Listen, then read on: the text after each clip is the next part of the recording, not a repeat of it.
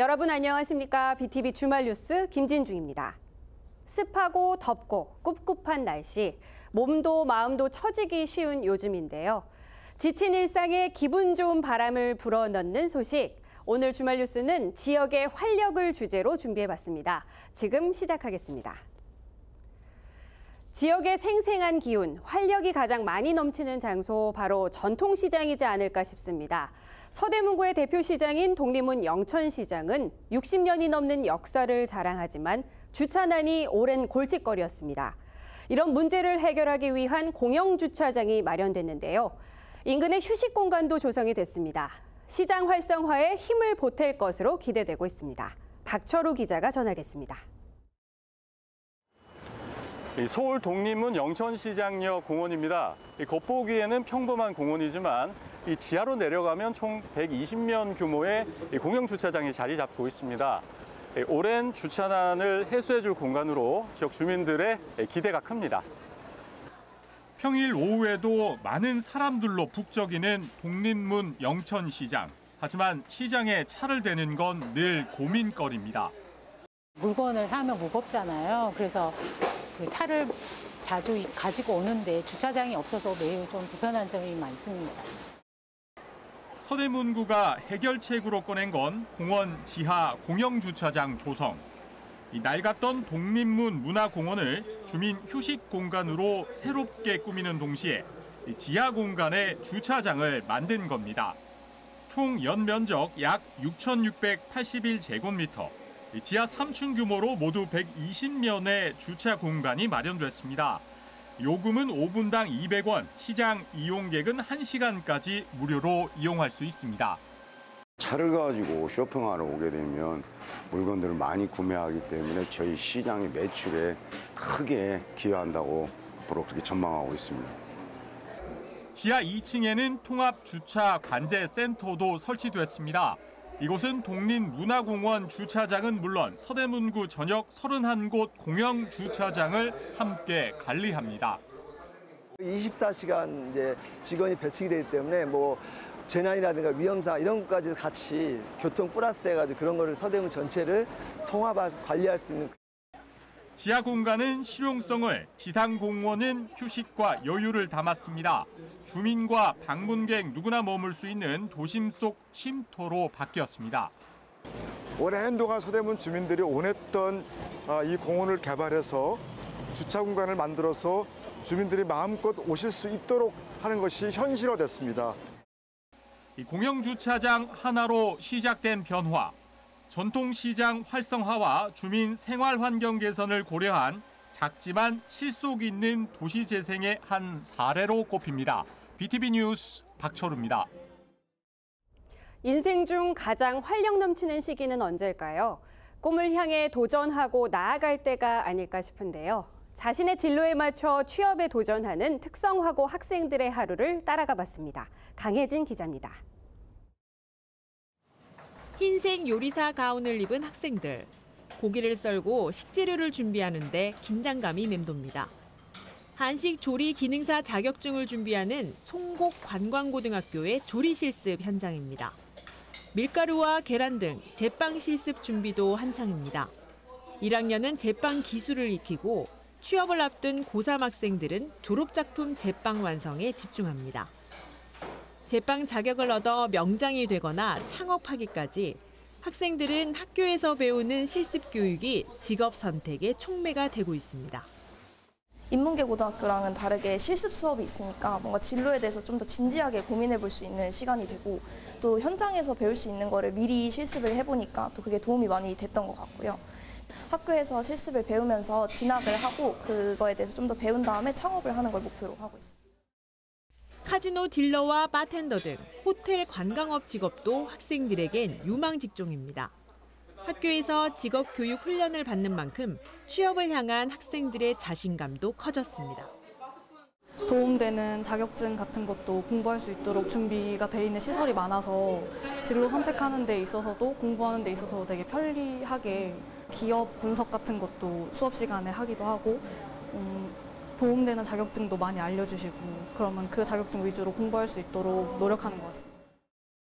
송곡 관광고등학교를 포함해 서울 지역 식음료 특성화 고등학생들의 취업 준비가 시작됐습니다. 서울시 교육청이 식음료 전문 기업과 연계해 실습 학생을 선발하는 겁니다. 1차 서류 면접을 거쳐 총 300명의 학생들이 기업 대면 면접을 통해 현장 실습생으로 뽑히는 시간. 학교에서 실습 교육을 이수하고 취업 문턱에 닿은 이들은 자신의 꿈을 향한 일자리 도전에 설렙니다. 바리스타 쪽으로 지원을 해서 커피를 내리고 손님들을 응대하는 직업을 하고 싶어요.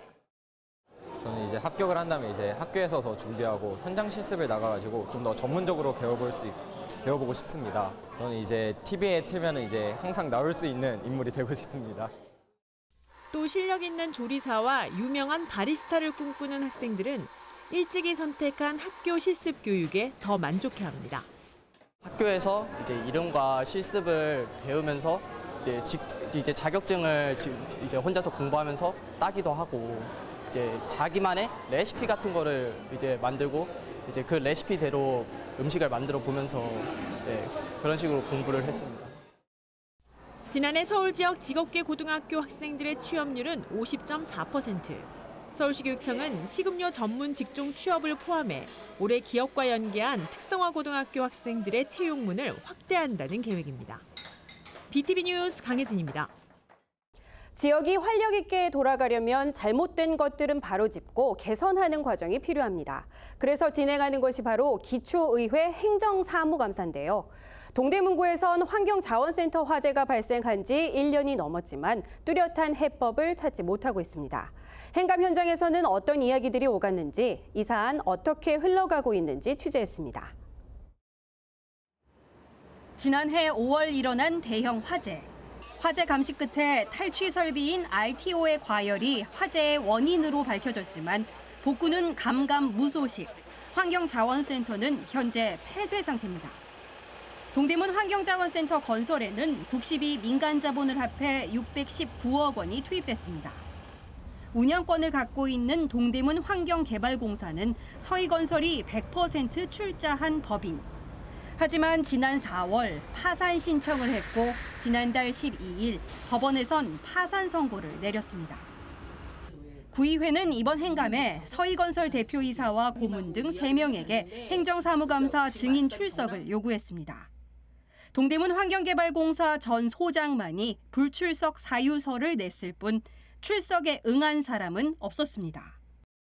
이런 일련의 책임이 있는 회사가 지금 아무런 그거에 대한 대책이 없이 우리 구가 지금 거의 한 400억 정도의 손실을 보게 생겼습니다. 이렇게 정당한 사유 없이 이렇게 그 증인 출석을 하지 않을 경우에 500만 원 이하의 과태료가 부과되는 부분들이 있거든요.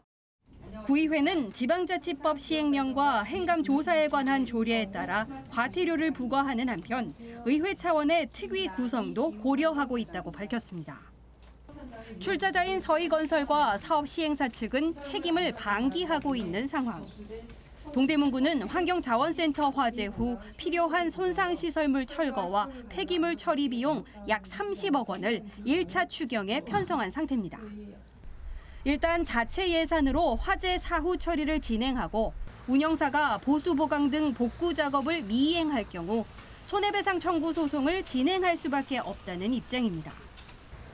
환경자원센터는 사실상 제 기능을 회복하기 어려워 보인다며 빠르면 내년 2, 3월쯤 시설 기능 전환 등에 있어 주민 의견 수렴에 나서겠다는 구상입니다. BTV 뉴스 김진주입니다. 중구의회 행정사무감사에서는 지난 2023년 진행된 종합감사 결과가 도마 위에 올랐습니다. 최근 감사원이 중구시설관리공단 이사장의 해임을 권고하는 등 시설관리공단 내 문제점들이 부각됐는데요. 이재원 기자입니다. 지방공교법에 따르면 공단 이사장은 경영에 필요한 교육 훈련을 의무적으로 받아야 합니다. 2023년 5월 중구시설관리공단 이사장은 한 건에 520만 원 상당의 한 대학원 강의를 들었습니다. 명분은 교육훈련인데 상세 교육과정은 골프, 스킨스쿠버 등 9개 종목에 대한 이론, 자세교정 수업이었습니다. 교육훈련의 경우 500만 원 초과 1000만 원 이하는 본부장 전결로 규정돼 있지만 부장 전결로 처리했습니다. 중구에서는 적절한 비용 처리가 아니었는데 환수되지 않은 이유를 지적했습니다. 이사장은 시설 관리를 어떻게 할 것인가 이런 내용이면은 저희가 합당하다고 보는데 그런 내용이 아니고 수영, 골프, 승마, 주로 레저, 스포츠에 관련된 내용이었기 때문에 저희가 문제 제기를 했고 그 부분이 환수가 되어야 된다고 저희는 주장을 하고 있는데 여태까지 환수되지 않고 있습니다. 시설관리공단 내 5개 부서의 교육훈련비도 지적 대상이었습니다. 총 92건으로 1,100여만 원이 교육 목적 외로 지출됐습니다. 대부분 교육 후 식당, 카페, 마트 등에서 사용된 겁니다. 그 감사 결과와 자체 감사한 게 거의 동일한 수치까지 맞고 있습니다. 그런데도 구청에서는 그 부분에서 규정을 바꾸거나 또 개선을 하거나 후속 조치를 취하지 않고 있는 상황이 너무 답답한 상황입니다. 이외에도 관리 업무 수당을 중복 지원하고 가족 수당 부정 수령도 지적 사항이었습니다. 중구 시설관리공단 임직원은 668명. 2023년 지적된 감사 결과 지적사항은 35건이었으며 이후 종합감사는 없었습니다. 중구에는 지적사항에 대한 세부 조치를 마련하고 향후 종합감사 횟수를 늘릴 것을 주문했습니다. BTV 뉴스 이재원입니다.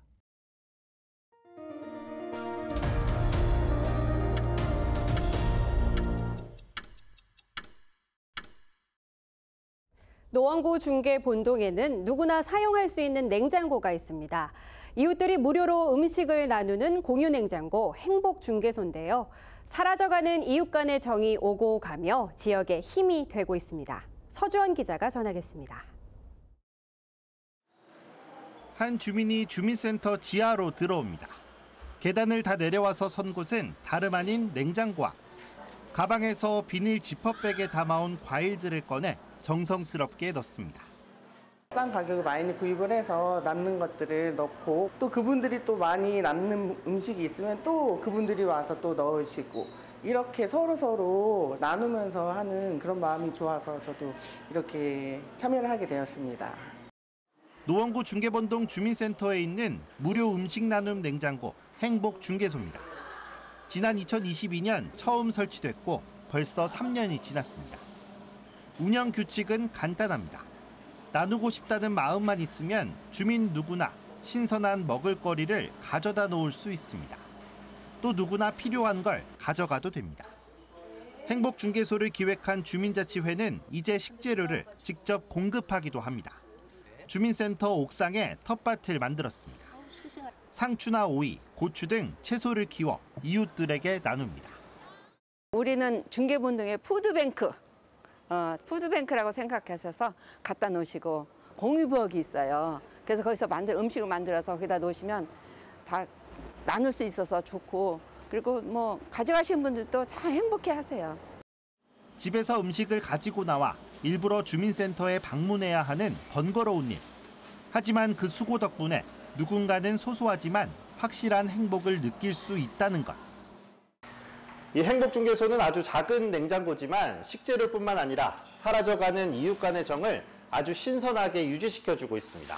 BTV 뉴스 서주원입니다. 더운 여름철 물 위에서 배우고 즐기며 건강까지 챙길 수 있는 새로운 활력 공간이 생겼습니다. 동대문구 이문동에 문을 연 수상스포츠 체험 교육장인데요. 현장을 다녀왔습니다. 처음엔 다소 어색하지만 이내 물살 위를 자유롭게 누빕니다. 몸을 쓰고 땀을 흘리며 자연과 하나가 되는 순간. 함께 노를 저으며 협동심을 배우고 힐링의 시간도 함께 보냅니다. 카약 타는 건 처음이고 카약 타보니까 협동이 중요한 것 같더라고요. 재밌는 것 같아요. 멀리 바다까지 가지 않고 바로 집 앞에서 카약을 한다는 게 너무 즐겁고 스트레스가 확 해소되는 것 같아요.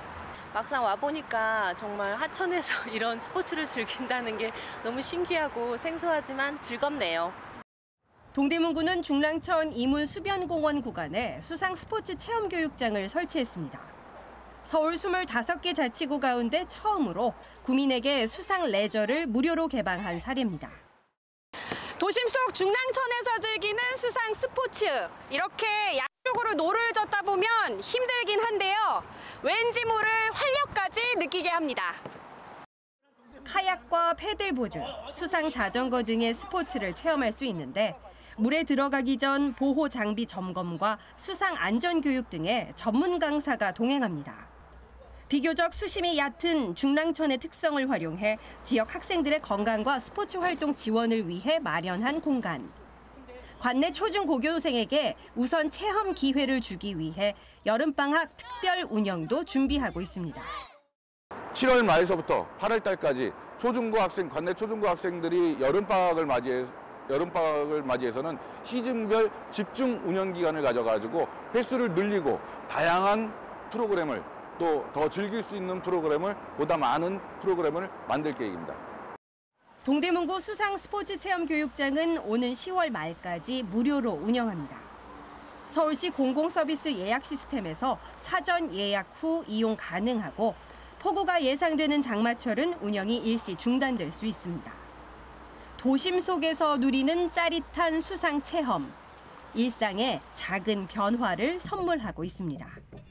BTV 뉴스 김진중입니다.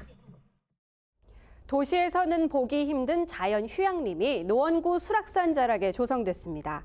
일반 호텔 못지않은 시설과 규모로 이번 여름 큰 인기를 끌 것으로 기대되는데요. 다음 달 정식 개장을 앞두고 서주원 기자가 현장을 먼저 다녀왔습니다. 노원구 수락산 자락의 동막골. 이곳에 국내 대도시 최초 도심 속 자연 휴양림이 새로 조성됐습니다. 이름은 수락휴. 총 18개 동 25개 숙박 가능한 객실이 자리를 잡았습니다.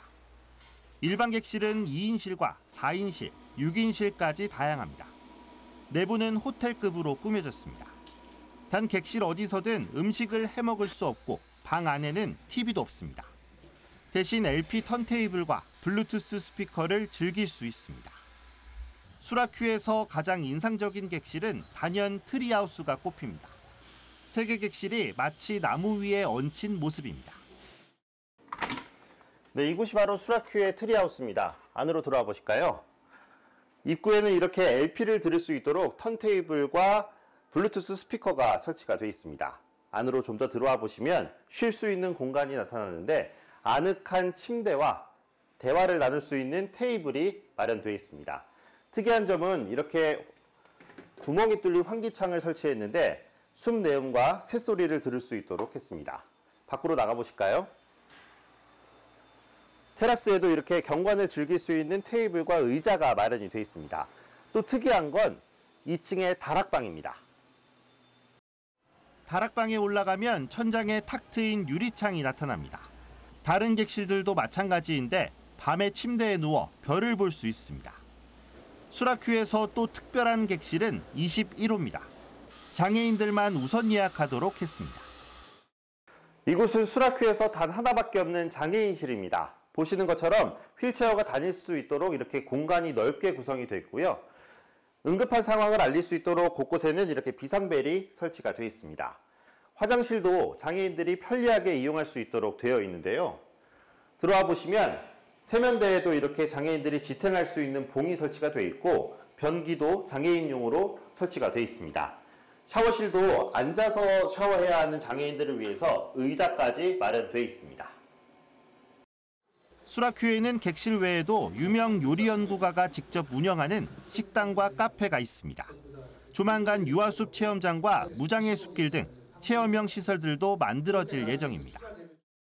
특히 서울에서 가깝다라는 게 굉장히 장점입니다. 지하철역에서 2km 떨어진 곳에 이렇게 온전히 보존된 숲 속에서 모든 것을 내려놓고 충전하고 그다음에 힐링하고 그다음에 스트레스를 풀고 가는 그런 공간이었으면 좋겠다.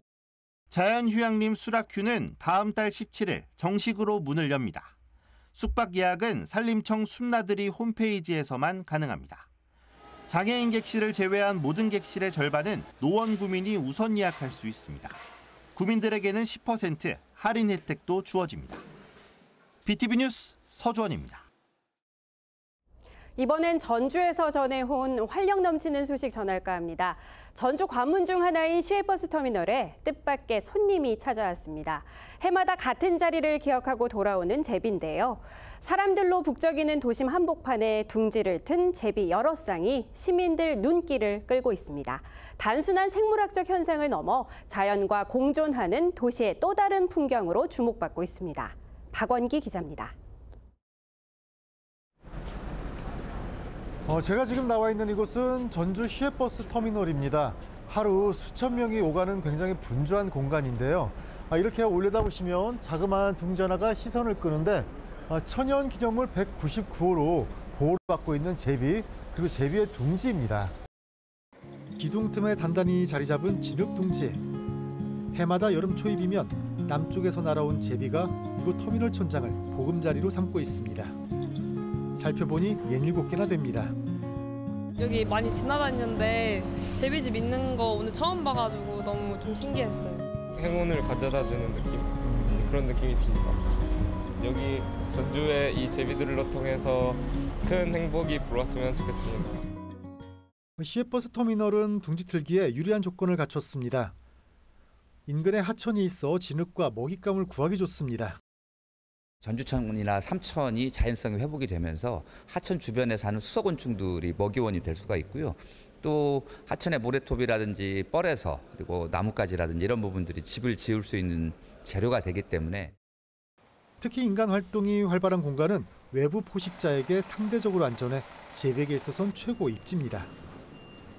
제비는 귀소 본능이 강해 둥지를 철거해도 같은 자리에 다시 짖는 것으로 알려져 있습니다. 그런데 이런 제비 둥지는 터미널 입장에선 난감합니다. 배변과 털날림, 또 제비가 낮게 날면서 일부 인접 상가 상인과 터미널 이용객이 불편을 제기하기 때문입니다. 제비 왔다 갔다 하는 것은 괜찮은데 이 똥이 여기에 너무 많이 떨어지니까 지저분하고 보기에도 안 좋고 그러잖아요. 그래서 불편해요, 많이. 하지만 대책은 충분히 있다고 합니다. 작은 받침대만 설치하더라도 제비 배설물이라든지 둥지에 흙이 떨어지지 않아서 피해를 끼칠 이유가 전혀 없거든요. 어떻게 생각하느냐에 따라 또 다른 명물, 명소로 만들 수도 있습니다. 실제 일본에서는 제비 둥지를 공존의 상징처럼 여깁니다. 여러 역에서 발견된 제비집에 배변 받침을 설치하고 안내판으로 보호하고 있습니다. SNS와 지역 매체에서 소개하기도 또 역의 마스코트로도 만들었습니다. 도시 관문에서 만난 반가운 제비들. 그 존재가 만들어낸 풍경은 도시 생태계의 건강함, 그리고 자연과의 공존 가능성을 다시 생각하게 합니다. BTV 뉴스 박원기입니다.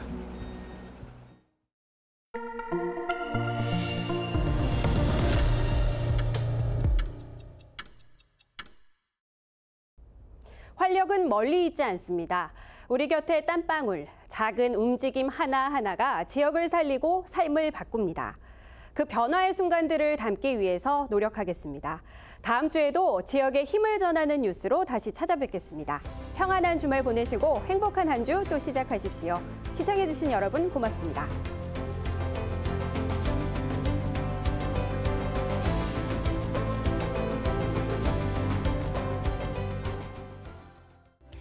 BTV 뉴스 잘 보셨나요? 더 많은 소식이 궁금하다면 여기 구독 버튼을 눌러주세요. 추천 영상도 누르시면 바로 재생됩니다. 또 더 다양한 서울 소식은 뉴스 홈페이지에서 확인하실 수 있습니다. 저희 BTV 뉴스를 시청해주셔서 감사합니다. 서울 뉴스는 BTV 뉴스.